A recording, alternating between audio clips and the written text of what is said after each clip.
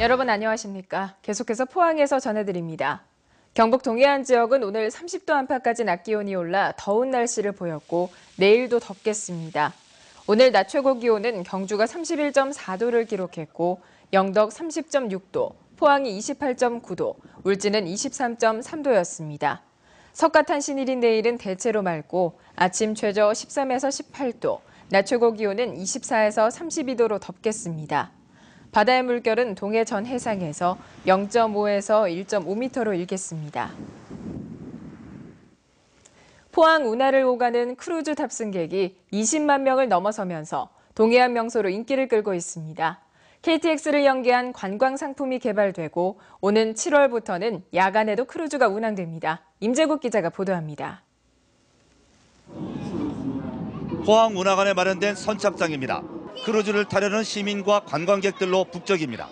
시원한 바닷바람을 가르며 출항한 크루즈는 죽도시장과 해수욕장을 거쳐 40여 분 만에 돌아옵니다. 울산에서 너무 멀지 않은 곳을 찾았거든요. 애기들 데리고 갈 만한데 그래서 울산에서 포항까지 이제 거리도 가깝고 여기 운하 해가지고 배 탈 수 있고 한다니까 애들 체험시켜 주려고 왔어요. 평일엔 600여 명, 주말과 휴일에는 1,800명 이상이 크루즈를 이용합니다.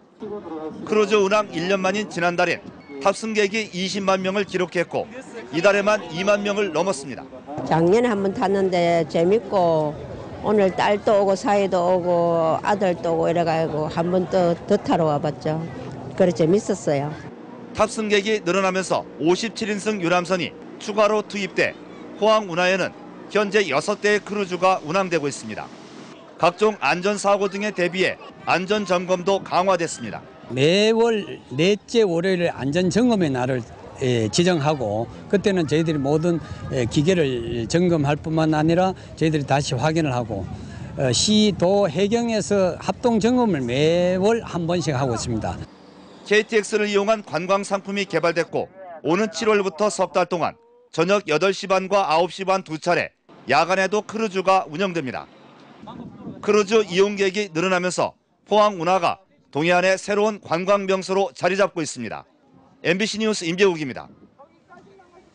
한중 자유무역 협정으로 예상치 못한 피해가 발생할 수 있다며 중국산 농산물의 수입 동향을 꾸준히 감시할 필요가 있다는 지적이 나왔습니다.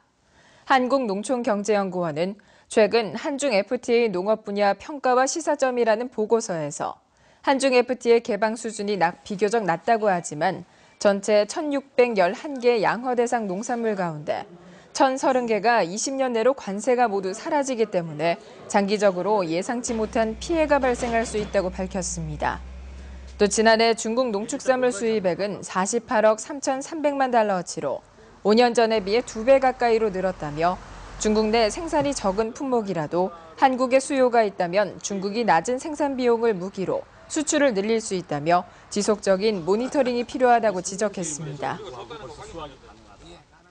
경상북도와 도의회가 신청사 개청식을 위해 따로 예산을 편성해 비난을 받고 있습니다. 경상북도의회는 최근 제1회 추가경정 예산안에 의회 청사 개청식 예산 3억 원을 편성해 통과시켰습니다. 이에 앞서 경상북도도 당초 예산안에서 8억 원을 편성해 개청식 행사에 사용하기로 했습니다.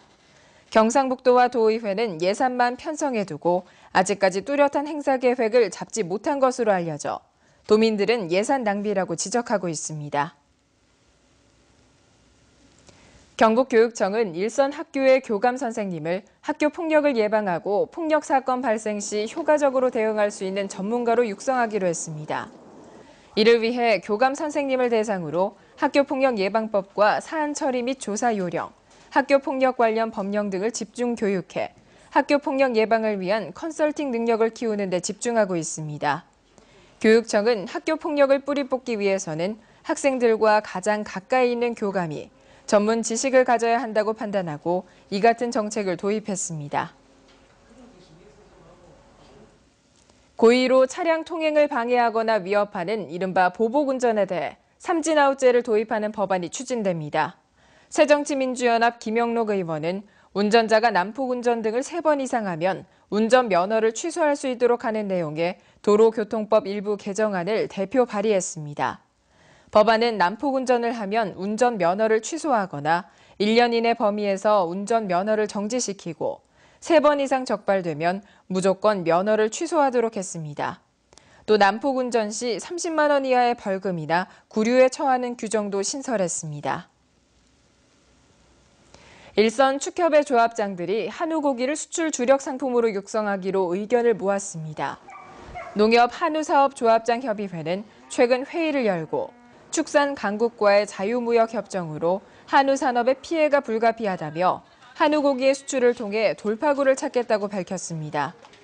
이에 따라 우선 국제식품박람회 등의 인력을 파견해 쇠고기 주요 수입국의 소비 동향과 시장 규모, 교역 조건 등을 파악하고 한우 고기의 우수성을 세계에 알리는 마케팅 기법도 연구할 계획입니다. 이병석 국회의원은 흥해읍 생활체육시설과 다목적 체육관인 만인당 보수를 위해 특별 교부세 6억 원을 확보했다고 밝혔습니다. 포항시 흥해읍 하수종말 처리장에 위치한 흥해체육시설은 인조 잔디가 훼손되고 충진재가 유실돼 안전사고의 위험이 제기됐고 지난 2013년 문을 연 실내 수영장 옆 만인당 역시 샤워장 부근에 집안이 침하돼 시설 보강의 필요성이 제기됐습니다. 경주시 농업기술센터는 농촌에 대한 이해 증진과 정서 함양을 위해 어린이 농촌 체험활동 사업을 벌입니다. 이 프로그램은 유치원생과 초등학생 2,000명을 대상으로 뿌리 식물과 야생화, 에너지와 생태농업 등 6개 테마 농장에서 교육이 이뤄집니다. 특히 농업 관련 전문 교육을 이수한 전문 농업인들이 교사로 나서 학습 관광을 통한 도농교류 확대도 기대됩니다. 경상북도가 오는 2017년까지 무인 헬기를 이용해 가축용 조사료 자급률 100% 달성을 목표로 하고 있습니다. 경상북도는 벼가 자라고 있는 논에도 무인 헬기가 날아다니면서 조사료 씨앗을 뿌릴 수 있는 장점을 활용해 조사료 재배 면적을 현재 2만 2천 헥타르에서 2017년 4만 헥타르까지 늘리기로 했습니다. 포항 MBC 뉴스데스크를 마칩니다. 고맙습니다.